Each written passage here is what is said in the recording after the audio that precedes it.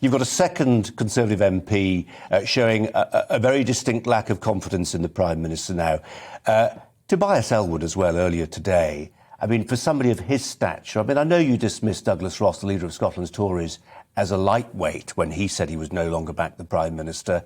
You can't say the same thing about Tobias Ellwood. No, I wouldn't dream of saying it about Tobias. I think the Select Committee work done in the House of Commons is very important, and the Defence Select Committee, one of the more important of them. And I think backbenchers are entitled to their views, whereas people who hold office within the Conservative Party ought to support the leader. But bear in mind, I spent quite a lot of time on the backbenches trying to get votes of no confidence in Theresa May. So I would be hypocritical if I said it was an unreasonable thing for people to do.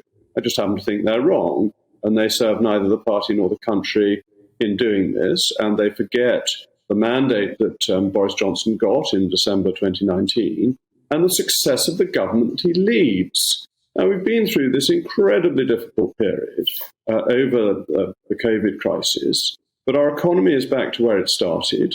And how does it manage that? It managed that because of the £400 billion of taxpayers' money that Boris Johnson approved to be spent on the furlough scheme, on bounce-back loans, to ensure that when we reopened, there was still an economy to reopen to.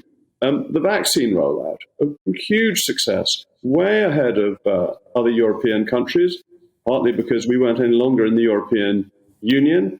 Brexit leads on to another success of Boris Johnson. He delivered where his predecessor had been unable to deliver.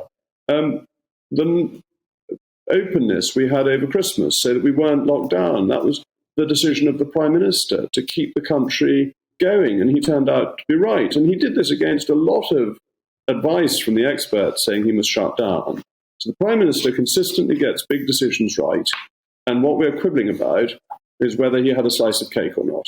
And I'm afraid I think that these discussions of cake are second tier in terms of the interests of the nation.